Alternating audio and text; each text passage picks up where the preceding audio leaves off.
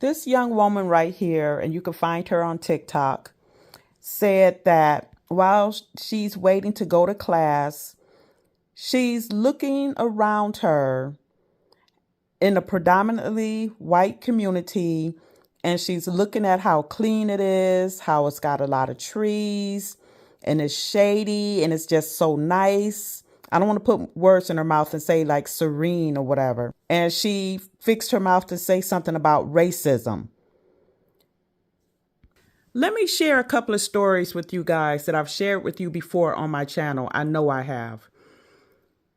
Decades ago, I'm talking 40 plus years ago, when my mother left my stepfather, she ended up as a single mother, and we ended up in the projects.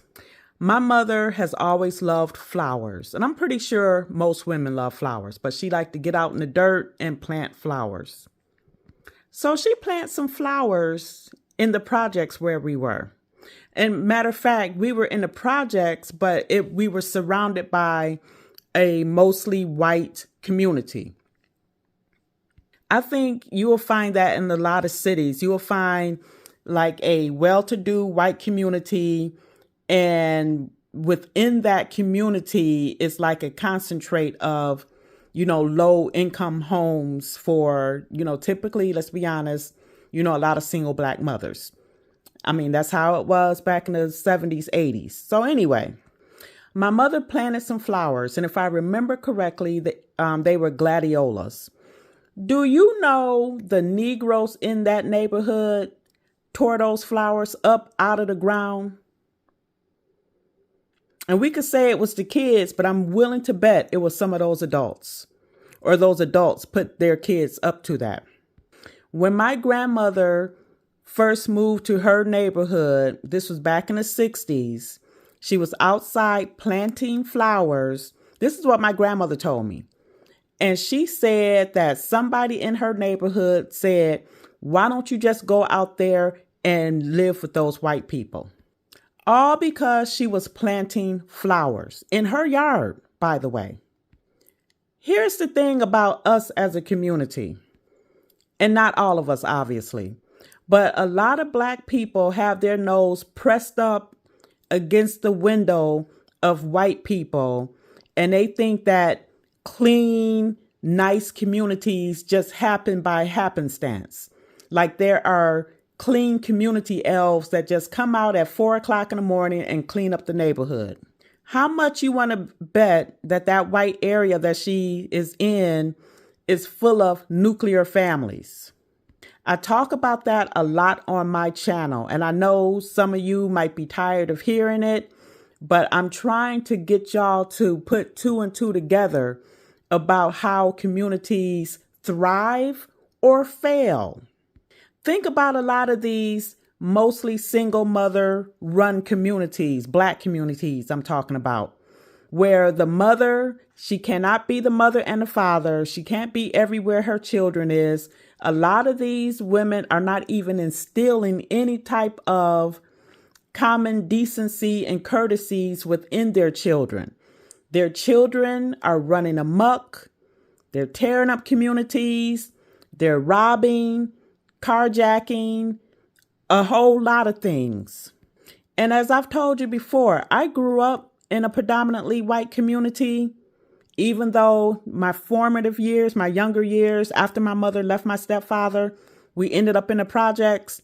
But the community I grew up in, what I remember vividly were not only the big, beautiful mansions that were in the area, but the lush green grass and the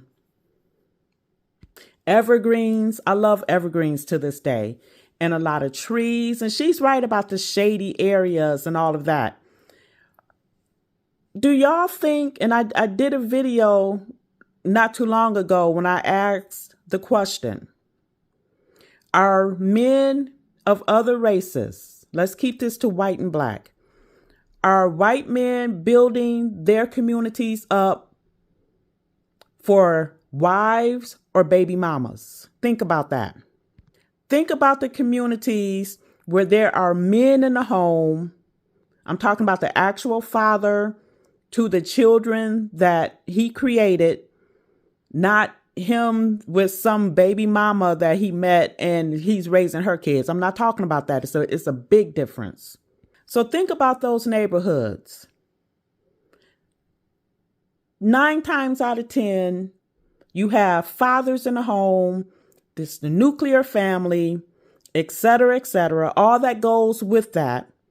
Then you look into probably the type of community that she grew up in, possibly a single mother, surrounded by other single mothers.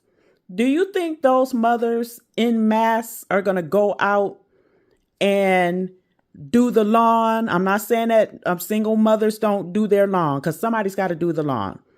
But are they putting stock into the lawn, planting trees, building up the community? That's not the woman's job. The woman's job is to be a helpmeet and to a husband and a nurturer for her kids.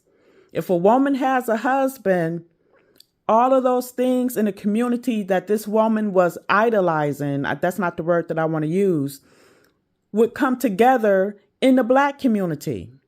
And as I often say, the Black women fight the whole idea, excuse me for my voice cracking, the whole idea of having a husband. And a lot of Black women, I was going to do a separate video on Black women don't understand the importance of having a husband. You know, because I think a lot of Black women, they just view a husband as, I don't know how they be viewing the ideal of a husband, but I can tell you they don't think that it's important. So when they, are often left with children and in rundown communities and no lush grass and beautiful evergreens and shady trees, they don't understand that having a man in your life is what helps you to get that type of community.